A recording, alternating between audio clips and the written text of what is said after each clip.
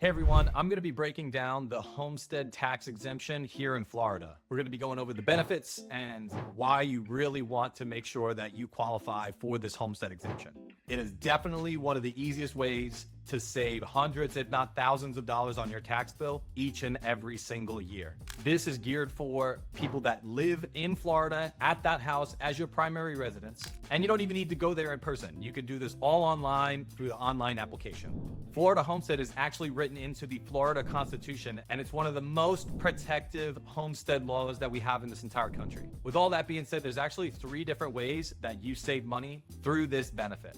First off, it gives you $50,000 right off the top of the assessed value. Now, it can change if your property is valued under $75,000, but here in Waterford Lakes in East Orlando, there are really no properties that you could live in that will be $75,000 less. So I'm just gonna say it's $50,000. So let's take an example.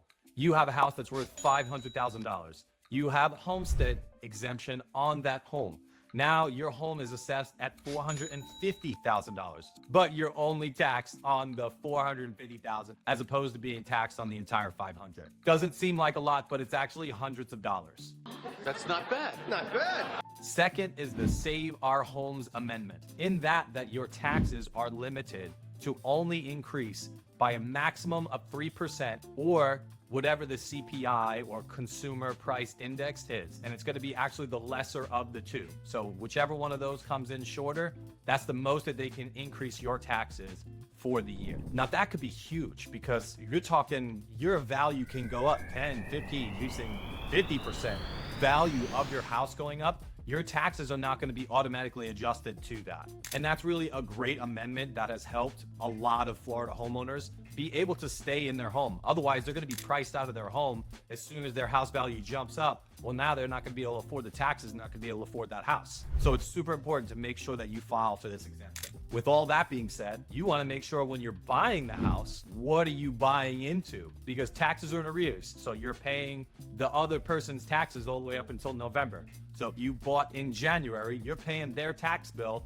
all the way into November. Now, if they've been there for 30 years or 35 years and they bought the house and it was $25,000, well, it's completely different now because they're selling that home for $650,000. So when the tax man reassesses, trust me, they're going to be increasing that tax bill by a significant amount. So that's something to know. You can qualify for that loan. That's what you're going to be making the payments on right now. But also make sure that you know what the bill is going to be. If you're in Orange County, I do have a link below. That's a tax estimator. So in other words, you put in the numbers, you put in how much you bought the house for, all of that stuff, and then it'll kick out a range for you, typically within about $900. Now, if you're not in Orange County, forget you, I don't care. No, I'm just kidding. If you're not in Orange County, really, you can do the same thing. Just go to Google and put in your county name and then put tax estimator. Third, let's talk about portability. So to be portable, we can pick it up and move it to another thing, right? It's really taking the tax savings that you're getting at this house and you're bringing it over to your next house. This is especially helpful when you are downsizing because the price of your current house compared to the price of your next house does make a difference as far as how much you're actually going to be saving on those taxes.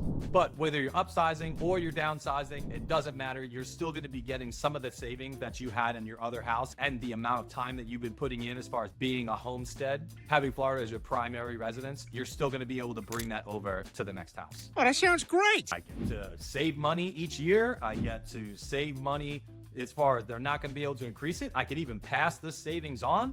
How do I qualify for this? It's really easy. You can actually just do it all online. Again, I have the link below in the description for Orange County. And all you really need to make sure is that this is your primary residence and that your license or ID and your car registration all have that address.